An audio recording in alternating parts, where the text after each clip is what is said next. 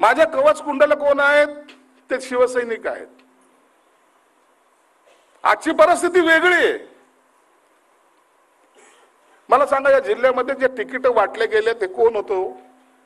ज्यांना तिकीट दिलीत, वैजापूरचा काय आपला पक्षाचा एकनिष्ठ होता, जय भवानी जय शिवाजी करणारा होता?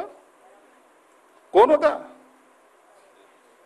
या पश्चिमातला उमेदवार कोण होता? कोण कोण झेंडे कोणते घेतले होते यांनी?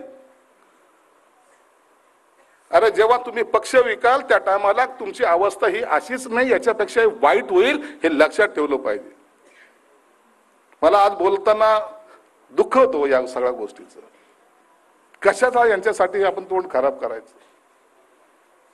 कधीतरी आता सर्व संपलंय, त्या दिवशी इथं मेळावा घेतला, तो एक जण दुसऱ्याची तारीफ करतो, दुसरा दुसऱ्याची तारीफ करतो, स्टेजवरून खाली गेल्यानंतर अरे याला तर गाडलंच पाहिजे. मला सांगतात हो, याला तुमच्याकडे घेऊन टाका, आमच्या रस्त्यातला काटा साफ होईल. अरे तुझ्या रस्त्यातला काटा साफ करून आमच्या पायात कशाला तो काटा टाकतो? खरं सांगतो मी. विचारा, गणपतीवर हात ठेवून त्यांना विचारायला, शपथ घेऊन म्हणले का नाही. बाकी गोष्टी मी सांगत नाही, कारण की सांगितलं तर उगाच राहिलेली इज्जत जाईल.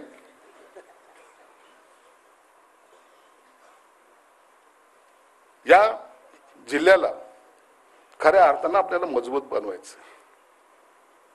दादागिरीचे जे काही बार व्हायला लागले ना, ते संपवायचे. यांच्या मतदारसंघामधला एक शेर आया शेर आया, खायला कुठे गेला तो शेर काही कळालाच माहित नाही. शेर आया शेर आया. जयस्वालजी हे काही दिवसाची आलेलं वादळ होतं. त्यांना माहिती होतं प्रदीप जयस्वाल निवडून येणार आहे, म्हणून तिकडे त्यांनी काशी केली होती. तिकडे जाऊन त्याचा कार्यक्रम केला. या शहराला सर्वात लागलेली कीड आपण संपवलेली या इलेक्शन मध्ये तुमच्या सर्वांच्या आशीर्वादाने.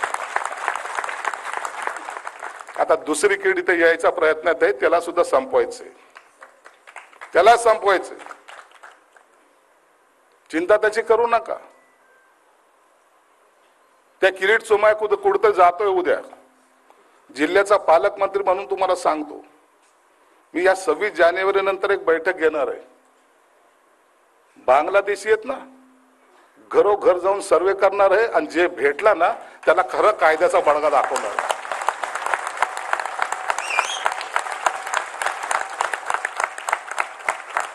तुम्ही फक्त मला